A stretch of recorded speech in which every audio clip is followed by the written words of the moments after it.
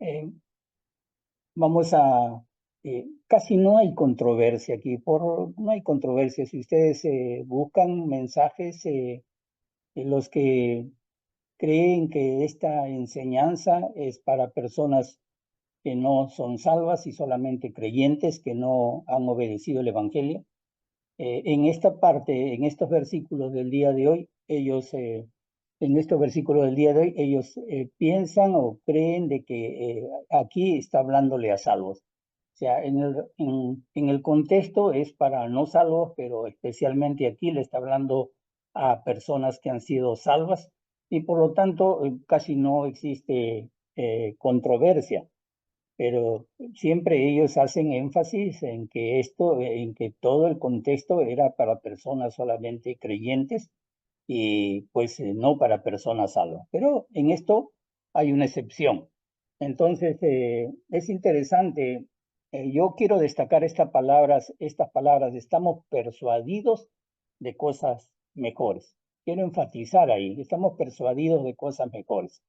He estado pensando en mucho en cuanto cuál eran las frases que era el punto neurálgico o la parte central de la enseñanza, y creo que esta es la parte central, estar persuadidos, estar plenamente convencidos, persuadidos, convencidos a sí mismos de cosas mejores y que por supuesto pertenecen a la salvación, como el mismo autor de Hebreos lo está diciendo.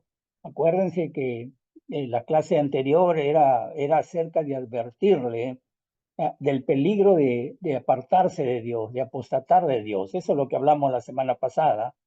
Si los apóstatas, en este caso, me acuerdo, el versículo 6, que era el texto principal, que les comenté que muchos creían que este era el texto más difícil de toda la Biblia. Hebreos capítulo 6, versículo 6, parece simple, pero lo hemos visto que es es un poco complejo para poderlo aplicar, entender, sobre todo por todas las controversias que se dan. Entonces, acuérdense que en este versículo los apóstoles verdaderamente estaban haciendo, les comentaba, un espectáculo acerca del Hijo de Dios, acerca del Hijo de Dios. Ahora aquí en estos versículos está haciendo totalmente lo opuesto, totalmente lo contrario. Ellos en este caso habían respondido con amor y alabanza al nombre de nuestro Señor Jesucristo. Entonces, creo que todos los cristianos debemos de tomar muy en serio, tomar las amonestaciones de esta parte que nos va a hacer. O sea, creo que es muy importante y lo vamos a entender por qué. Eh, Primero, pensaba en cuanto a buscar las, eh, las virtudes más elevadas de los cristianos, ¿no?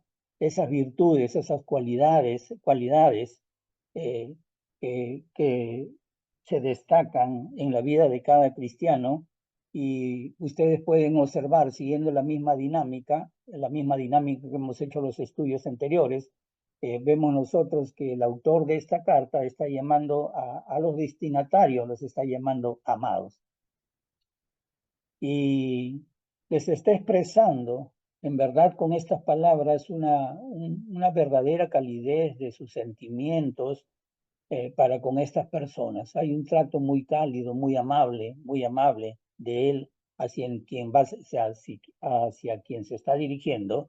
¿Y por qué? Bueno, por el mismo amor que ellos habían demostrado por los hermanos. Eso a continuación ustedes pueden leerlo en el versículo 10. Dice, porque Dios no es injusto para olvidar vuestra obra y el trabajo de amor que habéis mostrado hacia su nombre, habiendo servido a los santos y sirviéndoles aún. Es increíble, ¿no? Pero por lo general nosotros, los cristianos, a estas personas que se dedican a servir por amor a sus hermanos, a los demás, normalmente de nosotros en una forma espontánea también sale esta palabra, amados hermanos, mi amado hermano, o sale, te amamos hermano. Sale porque reconocemos reconocemos su obra en el Señor que ellos han hecho, no solamente su obra en el Señor como en su vida piadosa, sino también en su vida secular como cristianos, como tal, han hecho obras y han trabajado arduamente por el Señor, por amor al Señor, y ellos de esa manera han mostrado que aman a Dios, que aman a nuestro Señor Jesucristo y que han servido a los santos, a los cristianos, y todavía continúan sirviéndoles a ellos en la medida de sus posibilidades, aquellos que están limitados. Entonces nosotros podemos observar esta palabra tan bonita, ¿no? Esta palabra tan bonita, amados, que es la primera vez de que usa aquí el autor de Hebreos. No lo ha tratado antes, no se ha expresado así de los santos, de los cristianos, no se ha expresado así como lo está expresando ahora. Y, y cuando él está hablando, aquí estamos persuadidos. Él está hablando, si ustedes observan, está hablando en primera persona y en plural. Estamos. O sea, él está incluyéndose dentro de estos estamos. Dice, estamos, ¿no? Él se está incluyendo como junto con los destinatarios a quien va dirigido la carta. Si ustedes pueden observar, esta es una práctica muy común que de este autor de Hebreos. Anteriormente, ya en el capítulo 2 hemos visto lo mismo. En el capítulo 2, en los primeros versículos, vemos el trato que le da, ¿no? Él dice, él siempre está hablando en primera persona y en plural las cosas que hemos oído, no sea que nos deslicemos. Él dice, no sea que nosotros nos deslicemos. Él dice, ¿cómo escaparemos nosotros si descuidamos una salvación tan grande? Siempre está considerándose dentro de los demás hermanos, y él está diciendo aquí, estamos persuadidos, estamos plenamente convencidos, estamos asimismo persuadidos. Y esta es una forma de hablar muy usual o muy usada hasta nuestros días también. En la lengua castellana también lo usamos. Muchas personas al escribir usan esta forma personal, plural. Yo creo que se hace como una forma de cortesía formal. Por lo general se evita usar el yo. Por lo menos es lo que veo continuamente. Muchas personas evitan mencionarse ellos mismos, evitan excluirse, se consideran dentro de los demás. Eso es parte, como le digo, de la educación, es parte de la cortesía que se tiene, y creo que es lo que está haciendo el autor. Además, también es posible que esté considerando a otros quienes han contribuido a la redacción de esta carta con ideas, de repente con palabras, con propósitos, con ciertas indicaciones, con ciertas consultas que él ha podido haber hecho. Normalmente también lo hacemos nosotros, y cuando lo consideramos de esa manera es porque en verdad existe una forma de hablar muy cortés. Se evita eso del yo, ¿no? Yo, ¿no? Eh, la idea es que cuando también se diga el yo, ese yo, la idea es que todos puedan decir yo, ¿no? Esa es la idea del yo. Y podemos nosotros hablar en muchos más versículos de este autor, no solamente en el capítulo 2, sino en este capítulo 6, sino también en los siguientes capítulos. En el capítulo 13 también habla de la misma manera, con esta misma cortesía. ¿De qué estaba persuadido? Justamente estaba persuadido primero que estaba persuadido de las buenas cualidades de los hebreos cristianos, de los prosélitos cristianos que estaban a quien él se estaba dirigiendo. Él estaba convencido. Por supuesto, había la posibilidad de apartarse, de apostatar, habían quienes los estaban llevando le estaban llevando a otro evangelio, un evangelio totalmente diferente, no el evangelio, no el único evangelio, como hablaba el apóstol Pablo en el libro de Gálatas, no que haya otro, sino lo que hay es que hay algunos que os perturban y quieren echar a perder o pervertir el evangelio, al evangelio de Cristo. a él estaba persuadido en este caso de que habían buenos cristianos, habían buenas virtudes de los cristianos, buenas cualidades, así como Pablo también estaba, como se llama, también igual. Pablo también tenía esas mismas expresiones. Pablo estaba también eh, convencidos o persuadidos de las buenas virtudes de sus hermanos en Cristo, y él tiene esos mismos elogios.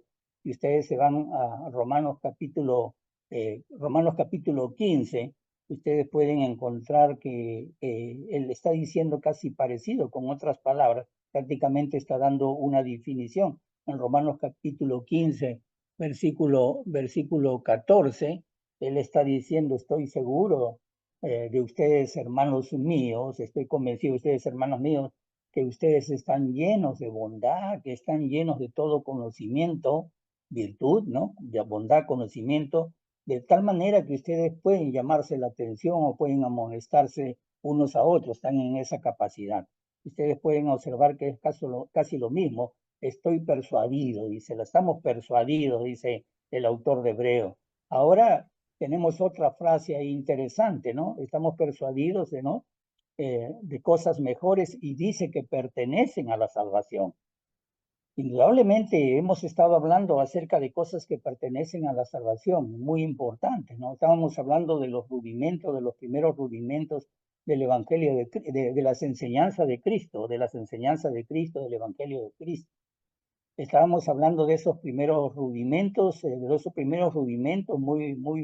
muy estructurales, muy básicos, en los cuales teníamos que pasar y que no se podía, les decía a ellos que no podíamos continuar exactamente lo mismo. Un hermano una vez eh, estaba en una, estaba en una reunión, en una conferencia hace muchos años, y un hermano estaba con un libro. Yo observaba, un hermano muy ancianito, muy anciano, observaba que este hermano estaba con un libro un libro que no estaba referente al tema, ¿no?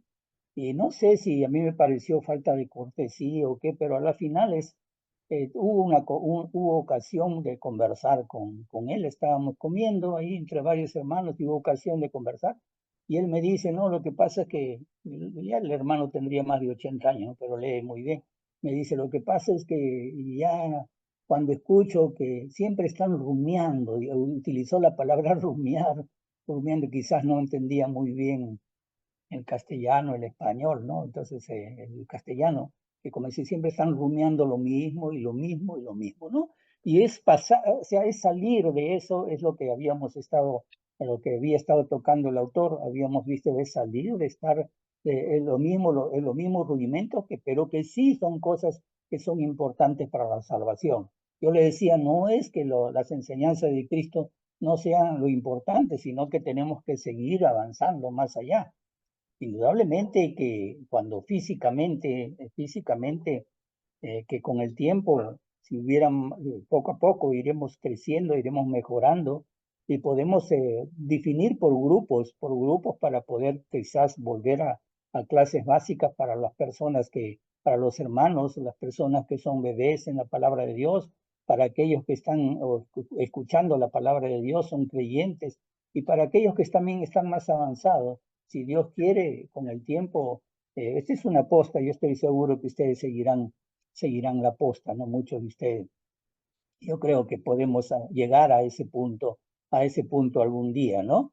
Algún día. Pero ahora, hermanos, el autor está hablando también de estas cosas que pertenecen a la salvación, y se supone que estos cristianos, como vuelvo a decir, se supone que los cristianos no se suponen, yo creo que estoy hablando mal, estaban en la condición más bien de salvos, eran personas salvos que, pese a que ellos no habían crecido espiritualmente como deberían haberlo hecho, al haber obtenido la salvación, ellos, al haber sido salvos, mantenían una fe que era una fe verdadera, una fe genuina, y no solamente una fe genuina, sino sí, un deseo, una fe genuina de caminar en Dios, de caminar en el Señor, un deseo genuino de crecer espiritualmente y enfocarse en cosas que pertenecen a la salvación. Él estaba hablando, por decirles, hablaba acerca el autor de Hebreos les hablaba de cosas mejores, como por decirles, hablaba del sacerdocio de Cristo, de su sumo sacerdocio, del sacerdocio de él. Y le hablaba de este sacerdocio que era el sacerdocio de Melquisedec. Hay muchas cosas que hablar del sacerdocio de Melquisedec.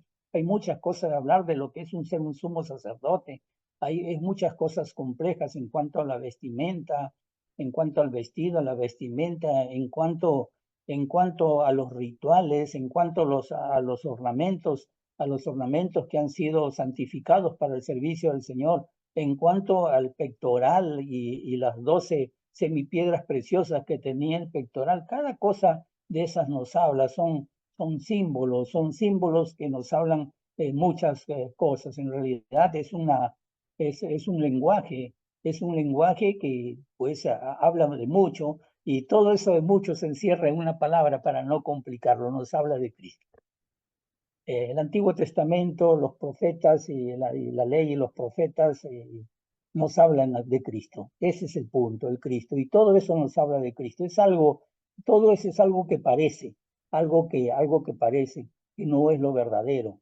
Todo eso es algo que se llama tipo, no es el antitipo, no es el verdadero. Y es interesante que aquí le está hablando de otras cosas. Le está hablando, está yendo más allá porque le está hablando de cosas que van más allá, que también pertenecen que son muy importantes para la salvación, ¿no? Entonces, ellos necesitaban saber de estas cosas que pertenecen a la salvación.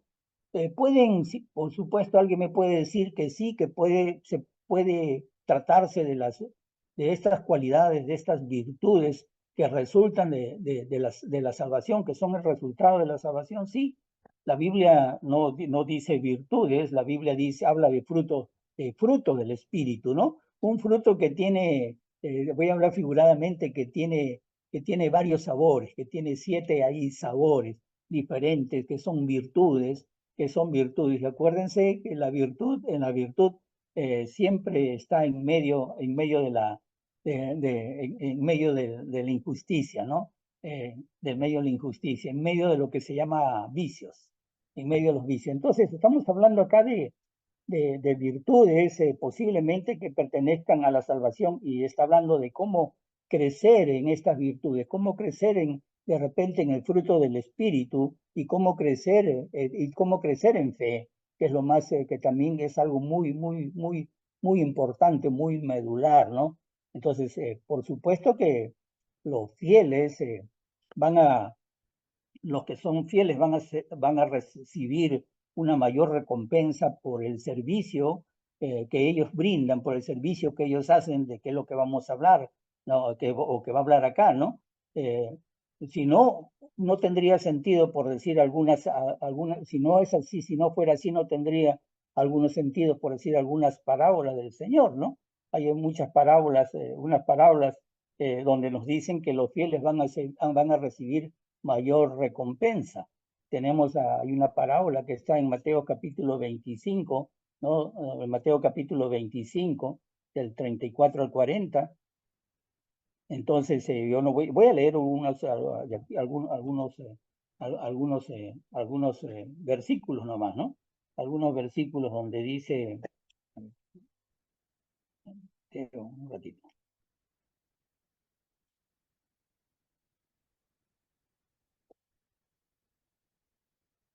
Dice, ahí está, vamos a ver. Ya dice.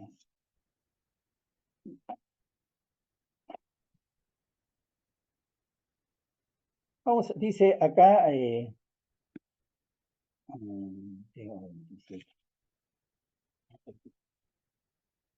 ya, dice así.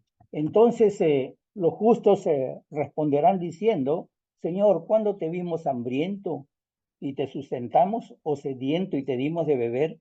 ¿Y cuándo te vimos forastero y te recogimos, o desnudo y te cubrimos? ¿O cuándo te vimos enfermo o en la cárcel y vinimos a ti? Y respondiendo el rey les dirá, de cierto os digo que cuanto lo hicisteis a uno de mis hermanos, más pequeño a mí lo hicisteis. Imagínense, perdería sentido, ¿no? Perdería sentido si no consideráramos nosotros que cada persona va a ser, como dice la misma palabra, va a ser juzgada conforme a sus obras. El apóstol Pablo decía que Dios pagará a cada uno conforme a sus obras, ¿no? Conforme en Romanos capítulo 2, ¿no? Y, y el otro versículo, vamos por el versículo 10, dice, porque Dios no es injusto para olvidar vuestra obra, dice, y el trabajo de amor que habéis mostrado hacia su nombre, habiendo servido a los santos y sirviéndoles aún. Dios no es injusto. Si nosotros vamos a poner, para poder encontrar qué es lo que nos está diciendo, vamos a poner la parte eh, antagónica, la parte contraria. Es una forma muy fuerte, muy poderosa de decir Dios es totalmente justo. Dios no es injusto, Dios es totalmente justo. ¿Por qué? Porque Dios es totalmente justo porque Él va a recordar nuestras obras, ¿no? Hay un caso, incluso un vaso de agua fría dado a un discípulo, Él lo va a recordar. Vean ustedes en Mateo 10, versículo 42, ahí Él está diciendo, nuestro Señor está diciendo, y cualquiera que dé a uno de estos pequeñitos un vaso de agua fría, solamente dice, ¿no? Un vaso de agua fría solamente, por cuanto es discípulo, de cierto os digo que no perderá su recompensa. Él es un Dios justo. Él es un Dios justo que es imposible que Él nos recuerde de nuestras buenas obras. No obstante, tenemos que pensar de que las buenas obras no nos van a salvar. Eso es algo muy importante de destacar. Las obras no nos van a salvar si nosotros no rehusamos o no obedecemos el Evangelio de nuestro Señor Jesucristo. Si nosotros si nosotros nos alejamos y nos alejamos y nos alejamos de la obediencia al Evangelio de Cristo, nos endurecemos nuestro corazón.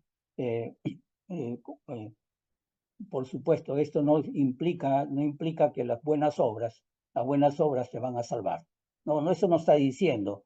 Como Dios justo que es, porque Dios es un Dios justo, Él no va a olvidar nuestras buenas obras de amor, nuestras buenas obras de bondad. Y, y esta promesa en realidad está mostrando su amor de Él, no de nosotros, su amor de Él, un amor tierno para con las almas. Y esto nos motiva a nosotros, amados hermanos, a seguir también la justicia de Dios y tal como dice el autor, recordar también, así como nuestro Señor recuerda, recordar las buenas obras, recordar el buen servicio, el servicio de los santos, y porque Él recuerda este servicio que han dado sus hijos para los santos, ¿no?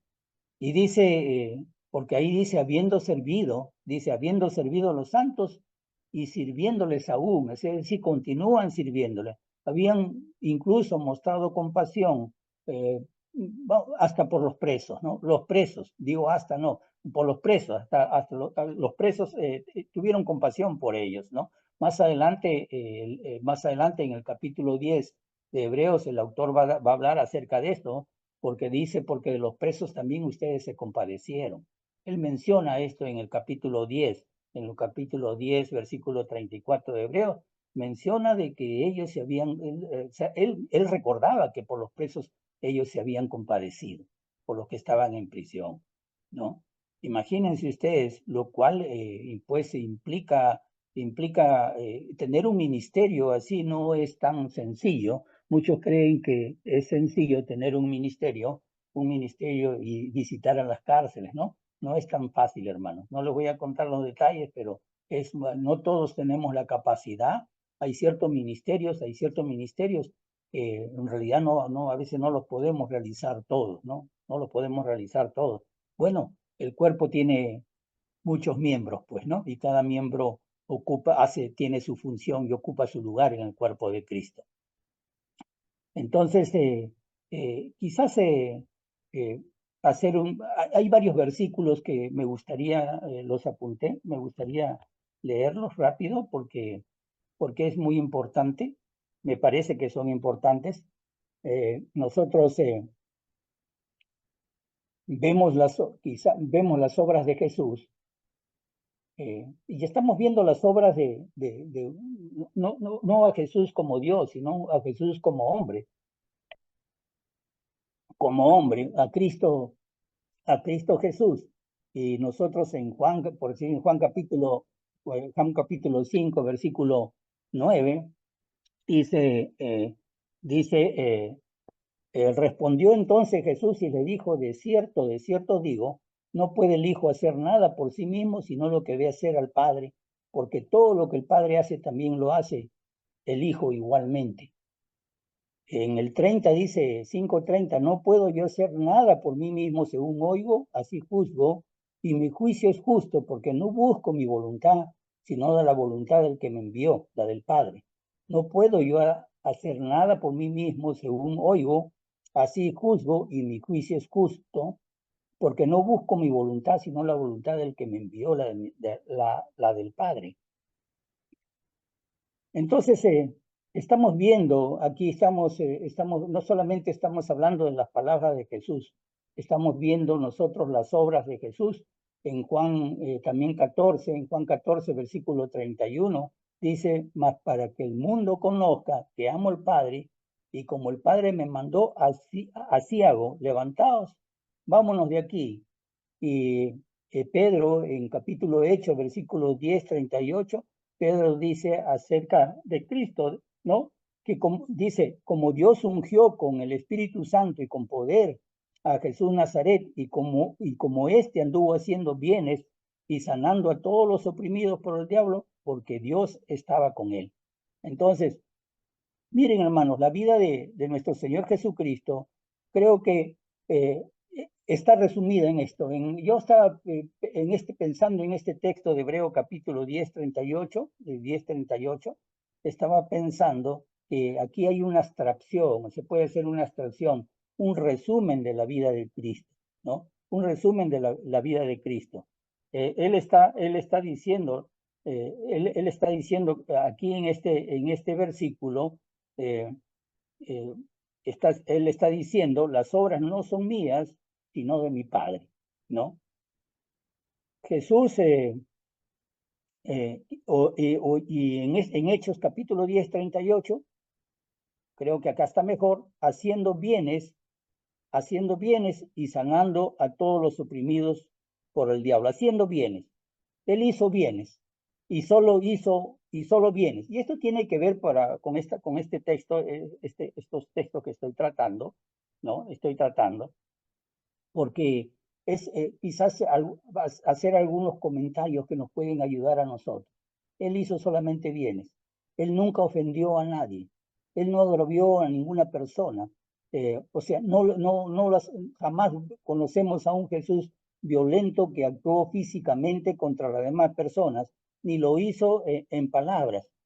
Eso no quiere decir, amados hermanos, que Jesús era una persona blanda, no quiere decir que él era una persona que se amoldaba a todo contexto, ¿no? Una persona que aparenta ser inofensiva, y que se va moldando a toda situación, a todo contexto, que no tiene un espíritu de crítica. Ese no era Jesús. Ese no era Jesús. Él era, como él mismo decía, era la verdad, era completamente verdad, pero también él era un hombre amoroso. Él nos dice que él anduvo haciendo bienes, pero él no solamente era bueno, era absolutamente bueno. Eso era nuestro Señor. Y él decía, las obras no son mías, las obras son de mi Padre. Y él jamás estuvo atareado o jamás estuvo desesperado haciendo un trabajo y otro trabajo y otro. Nuestro Señor Jesucristo siempre estaba en reposo. Él siempre estaba en reposo, Sin embargo, era un hombre que estaba haciendo continuamente, continuamente bienes. Y cuando digo él estaba en reposo, es que nuestro Señor Jesucristo necesitaba pasar mucho tiempo en oración. Él necesitaba tener tiempo, horas de oración. ¿Por qué? Porque él tenía que depender completamente de Dios, completamente de su Padre.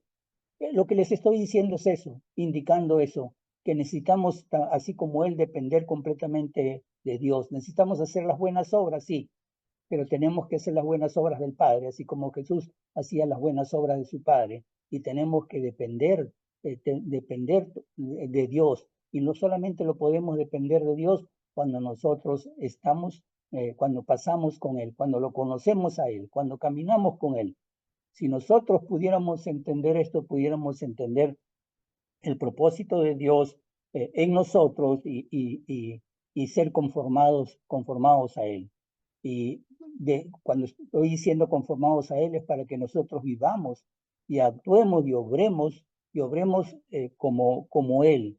Nosotros necesitamos también no solamente leer la Biblia, no solamente estudiar la Biblia, sino necesitamos también, amados hermanos, mucho tiempo de oración. Necesitamos estar en oración, ¿no? Necesitamos someternos a Dios. Creo que eso es lo que Él nos está diciendo acá. Yo no hago nada, sino lo que veo hacer, lo que veo hacer al Padre, eso es lo que hago, ¿no? Y de esa manera Él está permitiendo que el Padre, que Dios controle toda su vida. La Biblia nos está diciendo que él anduvo, como hemos leído, que él anduvo haciendo bienes, hemos leído en Hechos, ¿no? Y, y yo creo que esa es la clave. Esa es la clave. Esa es la clave, para andar haciendo bienes. Y el apóstol Pedro, pues, es un ejemplo. Él es un ejemplo, nos está diciendo, más adelante vamos a ver esto, que nos dijo que nosotros debíamos seguir su pisada. Hacer totalmente dependientes de Él, subordinados de Él. Entonces, cuando Él sea nuestro Señor absoluto, entonces nosotros recién podemos nosotros también hacer que las tinieblas, como nos dice el mismo, como lo hacía el Señor, las mismas tinieblas se nos sujeten a nosotros, con todo lo que implica las tinieblas, ¿no? Entonces,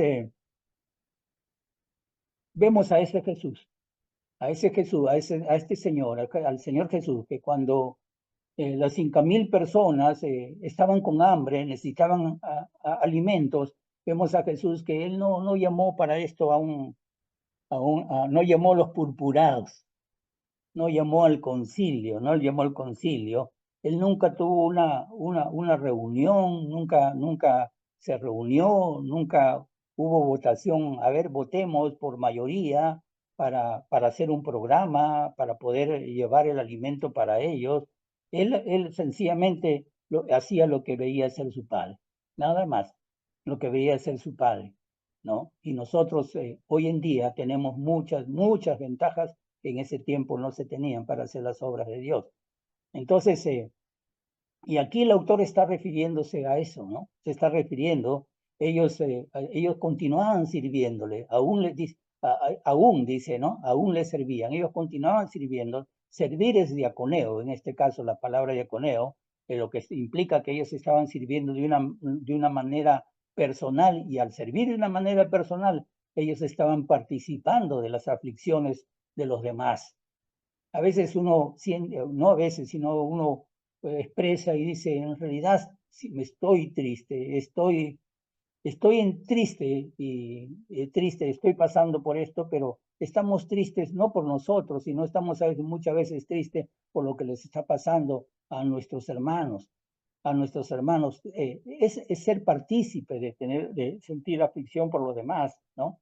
Y Pablo estaba instando, Pablo también instaba, en Primera de Corintios nosotros podemos ver que el apóstol Pablo también instaba a los santos, a los miembros del cuerpo, a sufrir unos con otros, ¿no? Si cuando ustedes van a 1 Corintios capítulo 12, 26, él dice, de manera que si un miembro padece, todos los miembros también se duelen con él, también sienten dolor con él.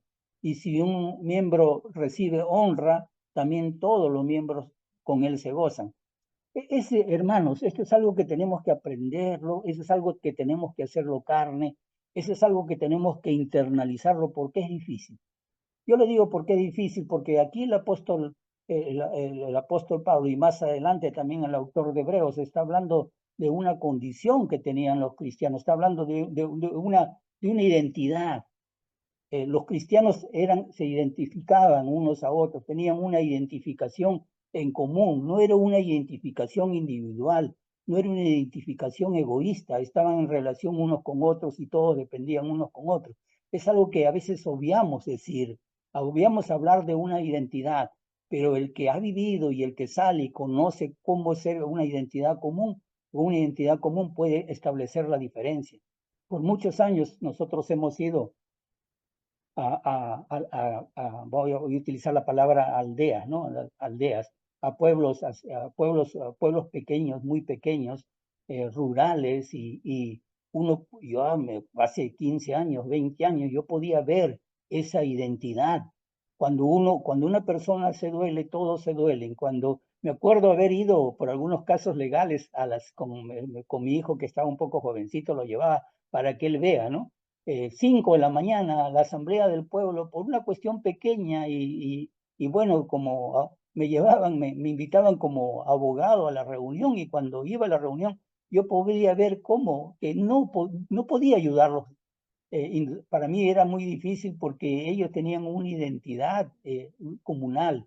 Cuando uno se duele, todos lloran, todos se duelen, todos se duelen. Y cuando uno recibe honra, toda la comunidad recibe honra, con los años se ha ido perdiendo. Yo he podido observar claramente cómo se va perdiendo, pero esta es una identidad no individual, no egoísta, es una identidad, y los cristianos lo tenían, ¿no? Porque ellos estaban sirviendo y eran partícipes de las aflicciones de los demás.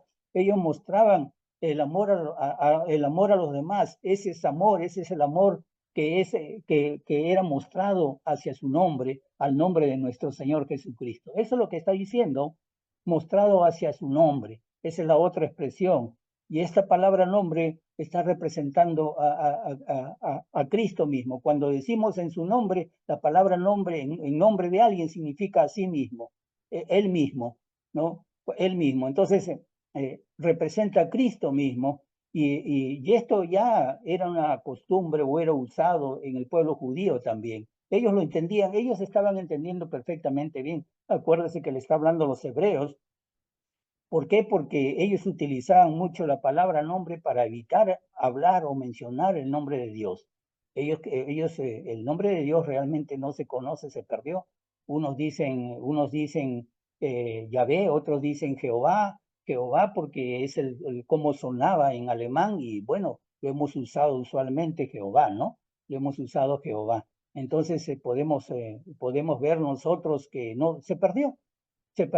Conocemos las cuatro consonantes, las cuales se conocen como la tetragrametrón, pero ellos evitaban usar el nombre de Dios.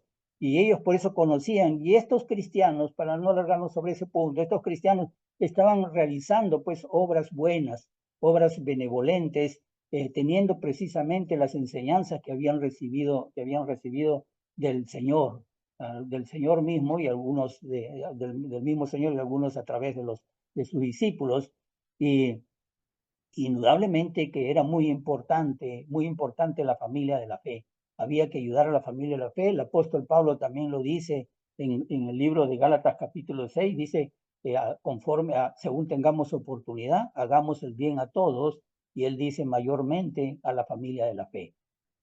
Hagamos el bien a todos, pero mayormente a la familia de la fe. Hermanos, esto es algo muy importante, mayormente a la familia de la fe. Es muy importante.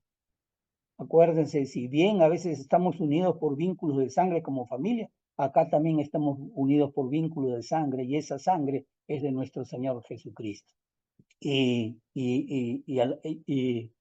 esto es lo que caracterizaba pues a la iglesia de ese tiempo, a los cristianos, incluso a la iglesia que comenzó en Jerusalén, lo tenemos lo tenemos ahí no voy en el libro de Hechos tenemos muchos ejemplos acerca de la característica que tenía esta iglesia, ¿no? Los cristianos del siglo primero, y tenemos también quizás para algunos la palabra santo. Lo único que significa santo es alguien que ha sido apartado, separado para Dios, alguien quien ha sido consagrado, que ha sido consagrado al Señor. En el versículo 6, ahí del 11 al 12, dice, deseamos que cada uno de vosotros muestre la misma solicitud hasta el fin para plena certeza de la esperanza, a fin de que no os hagáis perezosos.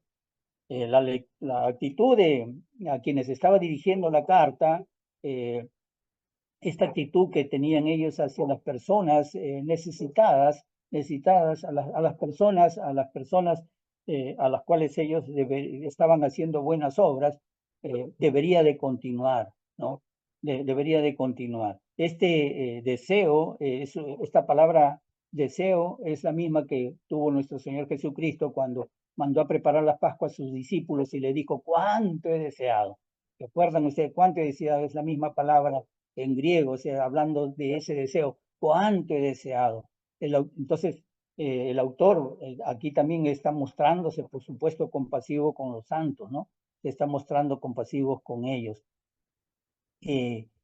Tenemos más enseñanzas acerca de esto en paralelo que nosotros podemos hablar, pero sería muy largo, ¿no? Tenemos enseñanzas acerca de lo que nos está hablando acá, acerca de este cuánto he deseado, y pues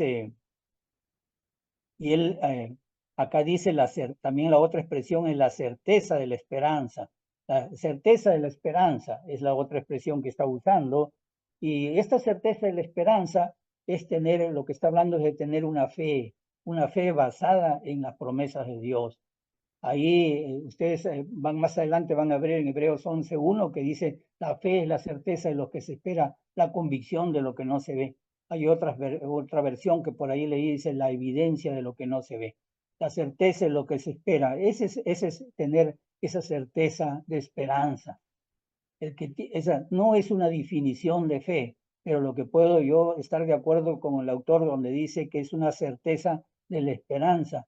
Y en el en el Nuevo Testamento, esto de esperanza quiere decir que debemos tener, que es una expectativa, ¿no? Pero una expectativa que puede ser o no puede ser. Tenemos una expectativa seguro. Los cristianos vivimos así, hermano. Acuérdense, los cristianos hemos cambiado nuestra forma de pensar, nuestra forma de vivir. Tenemos esa certeza de esa esperanza. Ahí podemos hablar acerca de la misma palabra de Jesús que le dijo a Nicodemo, ¿no? ¿No? El viento sopla de donde quieres, oyes su sonido, no sabes a dónde va ni a dónde viene. Y dice y concluye, así es todo aquel que es nacido del agua y del espíritu. Así es, hermano. ¿Por qué puede ser un cristiano como el viento, dejarse llevar como el viento? O sea, por dejarse llevar por el Espíritu de Dios como el viento. ¿Por qué puede ser un cristiano?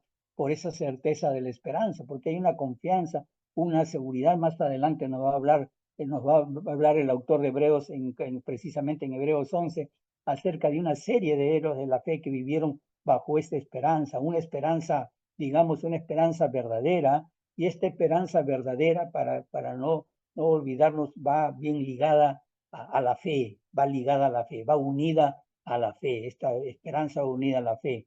Y no solamente va unida de la fe, vamos a agregarle también mucha paciencia.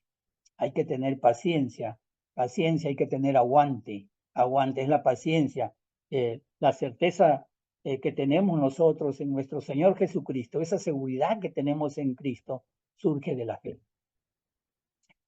Y cuando digo la certeza en Cristo, quizás podamos nosotros pensar en el hecho de que nuestro Señor Jesucristo se hizo carne, ¿no? Dios se hizo carne. Dios se hizo carne. En Juan 1:1, en Juan 1:14, ¿no? Él se hizo carne y habitó entre nosotros. Él creó en nosotros precisamente esa fe que da como resultado esta esperanza de lo que está hablando, esa certeza de la esperanza. Entonces, no se puede, amados hermanos, tener una confianza, una certeza, una seguridad cuando una persona vive para uno mismo, para satisfacerse uno mismo. Una vida como tal, hermano, no tiene ninguna esperanza. Yo estoy convencido, les digo así, así, le estoy totalmente convencido que muchas personas buscan la felicidad y la buscan en muchas cosas. Muchas personas buscan la felicidad en el dinero, buscan, pero les digo por los años que tengo y por todo lo que he leído, por lo poco que he leído, que no es mucho, por lo poco que he leído, por lo que he podido ver de otras historias, de otras vidas, nunca nadie logra ser feliz individualmente. Jamás. Ustedes, ahora ustedes, quiero que ustedes piensen en las personas que ustedes creen que han sido triunfadoras y mírelos si ellos viven, pueden vivir gozosos o viven gozosos. O yo no les digo, yo no digo que yo les voy a dar ejemplo, pero ustedes piensen en ellos. ¿Saben por qué? Y van a descubrir algo, que esas personas vivían para sí mismas, no vivían para los demás. Nunca vamos a ser felices en función de nosotros mismos, siempre vamos a ser en función de los demás. Ya estamos entrando quizás a otros campos, pero si somos en función de nosotros mismos, pues estaríamos hablando quizás de una patología ya. Si lo ponemos hablamos de psicoanálisis, hablamos con un psicólogo que conoce estos temas, entonces podrían estar hablando de una psicopatología, de un problema, de un problema, ¿no? De un problema ya de otro tipo. Pero si nos vamos a pensar, ¿no? Y pensamos quizás de otro punto de vista, del yo, hermanos, el yo es, Jesús, él decía, él se presentaba como yo, ese era su odio que tenían con Jesús. El odio que tenían para nuestro Señor Jesucristo era porque decía no, yo mismo soy, yo soy, porque yo soy ese egoísmo, pero a veces lo decimos, yo soy Dios, a veces ligeramente, no ligeramente, sino literalmente decimos que él estaba diciendo, yo soy Dios, y pues eso les molestaba, les irritaba porque creían con sinceridad y sinceramente equivocados. Ellos creían que estaban en lo correcto y que nuestro Señor Jesucristo estaba apostatando, pues estaba apostatando porque Él estaba diciendo yo soy es el nombre de Dios, yo soy, por decirlo así de esa manera, yo soy ego eime, yo soy. Pero hermanos, ¿saben lo que significa el yo? ¿Saben lo que significa el yo? ¿Alguien se ha puesto a pensar cuando hablamos de yo? ¿Yo? ¿De qué cosa es el yo? Quítate los dedos, quítate los ojos, sepárate todas las células y busca el yo, no lo vas a encontrar el yo, porque no lo vas a encontrar, hermano. ¿Sabe por qué no lo vas a encontrar? En esto han pensado mucho los filósofos, han pensado mucho en esto. ¿Por qué? Porque el yo sencillamente, el yo sencillamente, indudablemente que es un ser, eso pertenece a un campo que se llama la ontología, indudablemente que el yo es un ser, pero eso se llama sustancia. Lo que no vemos es la sustancia. ¿Y sabe cómo se define Dios en la sustancia? ¿Y cómo sabes cómo Juan define a Cristo? Lo define como la sustancia. En el principio era el verbo era con Dios y el verbo era Dios. Entonces él lo está definiendo como eso. Él es. ¿Y por qué le estoy diciendo esto? Porque cuando hablamos de yo, estamos diciendo que nosotros somos la sustancia y que la sustancia no es Dios. Es decir, nosotros hemos hecho nuestro propio Dios. Quiero decirles eso, que quiero yo que entendamos que no, que la felicidad no se va a lograr para vivir, para satisfacerse uno mismo. ¿Por qué? Porque una vida como tal no tiene ninguna esperanza, no tiene ninguna esperanza, ¿no? Una esperanza que se debería de basar en la fe y el amor, ¿no? También, ¿no? Vean, ahí lo que hemos visto en el versículo 10 habla de amor. En el versículo 11 nos hablaba de fe, está hablando de fe, ¿no? Y en el fe, y ahora, y también en el 12, ¿no? Perdón, amor 10, eh, esperanza 11 y fe 12.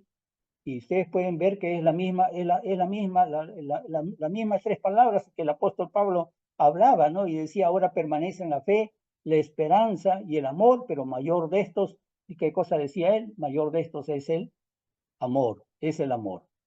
Entonces, una plena certeza. Una plena certeza solamente puede estar, eh, eh, puede ser mediante la solicitud. Esta palabra solícitos, ¿no? Es solicitud. Esta es una palabra que significa, tanto en el griego como en el español, creo que tiene casi la misma connotación. Ese significa, solícito significa esmerarse, hacer todo lo posible, procurar al detalle, procurar con diligencia y con todo esfuerzo, hacer las cosas con interés, ser vehemente, ser muy vehemente, tener un compromiso, ser un hombre o mujer de compromiso, de pacto, ¿no? De pacto. Y esto está hablando de una solicitud que se aplica a una manera de vivir consagrada, ¿no?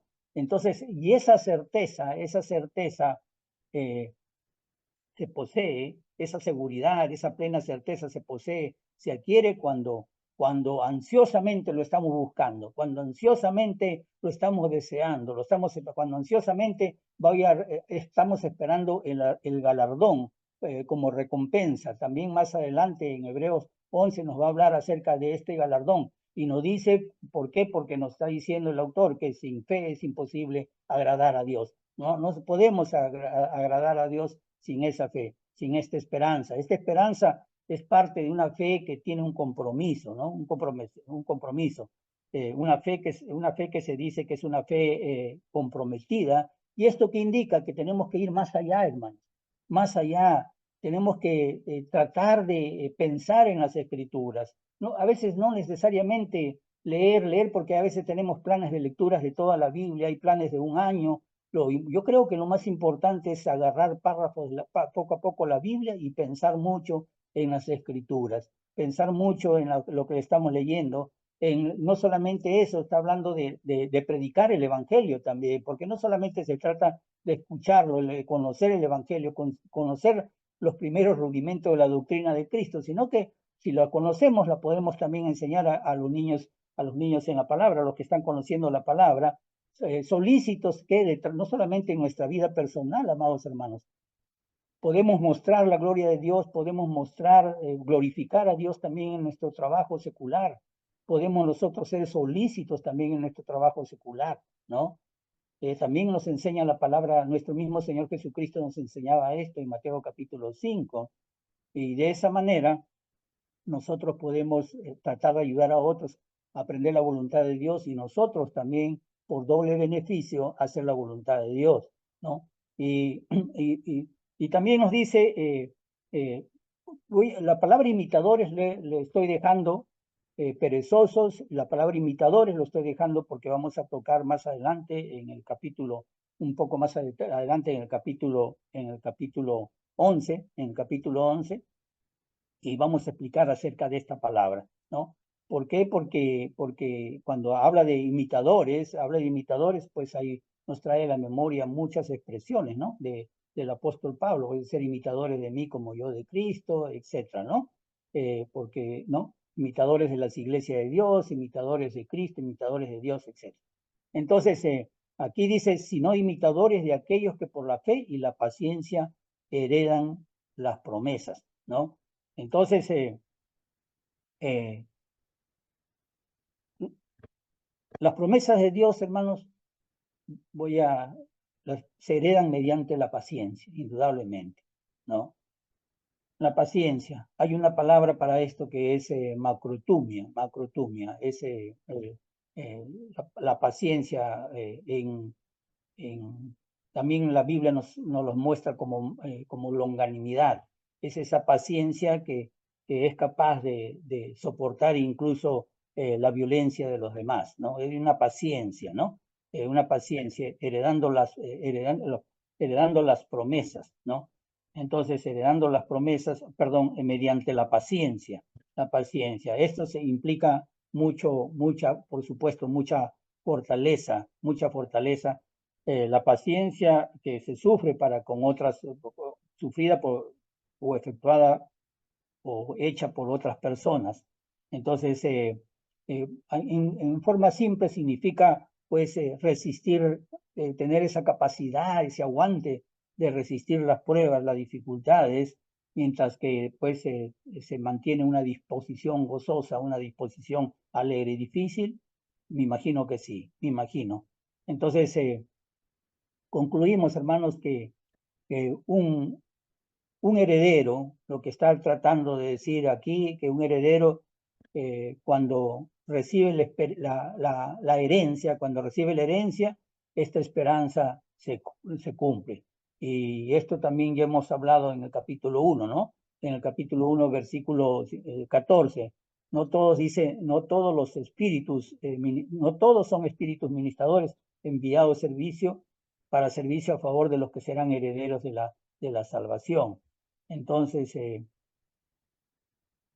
por el momento, amados hermanos, nos quedamos en esta enseñanza, volviendo a leer ahora sí, otra vez los versículos de hoy. Pero en cuanto a vosotros, oh amados hermanos, estamos persuadidos, convencidos de cosas mejores. Por supuesto, está hablando de las buenas obras, cosas mejores. Está hablando de las buenas obras porque podemos hablar, hermano, hoy hemos hablado mucho de teología y podemos hablar mucho de teología. Muchos, conozco personas que pueden hablar mucho de teología, pero solamente con este vaso de agua fría alcanzada a un santo, solamente con ese vaso de agua fría. Yo creo que hay mucho más teología que toda la teología. No sé si me están entendiendo. En otras palabras, puedes conocer mucho de Dios y no tener nada de Dios. Hagan lo que nuestro Señor decía, hagan lo que ellos dicen, no lo que ellos hacen. Mucha teología y nada de Dios. Y por eso les digo, estamos persuadidos de cosas mejores, hermano, que de su corazón, que de ustedes, de su interior, hay un motor de hacer las obras de Dios. Un motor, lo que quiero decir es que sea algo de ustedes, algo que nazca, que brote, que haya sido hecho carne en ustedes, ¿no?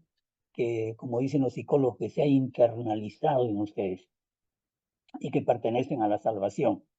Dice que pertenece, aunque hablamos así, porque Dios no es injusto para olvidar vuestra obra. Él no se olvida, Él no se olvida. Yo estoy seguro que no. Por experiencia de lo que he visto también en el ministerio, Él nunca se ha olvidado. Y el trabajo de amor que habéis mostrado hacia su nombre, a Él lo hacemos. Lo que hicimos a los demás, a Él lo hicimos. Visitamos a los presos, ¿no? Vestimos al desnudo, dimos de comer al que tenía hambre, dimos de beber al sediento, a Él lo hiciste. Hacia su nombre, habiendo servido a quien, hagamos el bien a todos, pero primeramente a los de la fe, hermano. Con ellas tenemos que tener más amor, con ellas tenemos que tener más cuidado, mayormente a los de la fe. ¿De qué más dice? Mayormente dice, habiendo servido dice, que habéis mostrado hacia su nombre, habiendo servido a los santos y sirviéndoles aún. Es decir, esto nunca se termina, es de continuo. El predicador, el ministro de Dios, el cristiano no tiene vacaciones. Ay, a mí me ha sorprendido cuando alguien me ha dicho, hermano, este es mi mes de vacaciones, ¿no? ¿Y dónde me fui? Me fui no sé, a Santo Domingo, dice, ¿no? O por ahí, ¿no? Me fui a Cancún porque estaba de vacaciones. Los cristianos no tenemos vacaciones, no, sirviéndoles aún, es de continuo, pero deseamos que cada uno de vosotros, cada uno de ustedes, le está diciendo, esto es una llamada de atención a los que están recibiendo la enseñanza, cada uno de ustedes muestre la misma solicitud, sean diligentes, esforzados, esmerados, emocionados, no importa que les digan fanáticos, locos, porque el cristianismo nació en el fanatismo, si ustedes no lo saben. No dice solícitos, ¿hasta cuándo? Hasta el día que entre de vacaciones, no, hasta el fin, ¿no? Para plena certeza de la esperanza. No hemos hablado mucho esta parte, pero plena certeza de la esperanza, ¿no? a esa seguridad de la esperanza de nosotros que está en el cielo. Porque acuérdense, para poder que se pueda entender, tenemos una herencia. Hemos recibido esa herencia y trabajamos para cumplir las cláusulas de esa herencia, para recibir nuestra verdadera herencia allá en los cielos, esa certeza de la esperanza, a fin de que no os hagáis perezosos. No, el problema es la pereza, sino imitadores de aquellos que por la fe y la paciencia heredan la promesa. ¿Qué quiere decir imitadores? Solamente en una forma simple. Imitadores no es un remedio. Hemos tomado la palabra latina imitar, algo así, la palabra latina y creemos que es un remedio. Y he leído, dice, donde viene la palabra mimo. No, hermanos, imitadores viene la palabra, es imagen, es igual a sí mismo. Y la palabra gloria es la palabra glorificar, es hacerse a sí mismo a Dios en las cualidades que tiene Dios, en las virtudes que tiene Dios. Entonces, si no dice imitadores de aquellos que por la fe y la paciencia heredan la promesa. Ellos fueron imitadores de Cristo, fueron hechos a la misma imagen de Cristo. Y si fueron a la misma imagen de Cristo, primero de los apóstoles, si los apóstoles eran a la imagen de Cristo, ellos eran a la imagen de Dios. Y eso es, por la fe y la paciencia heredan esas promesas. Esas promesas, hermanos, hacia ahí vamos. Que Dios los bendiga, amados hermanos.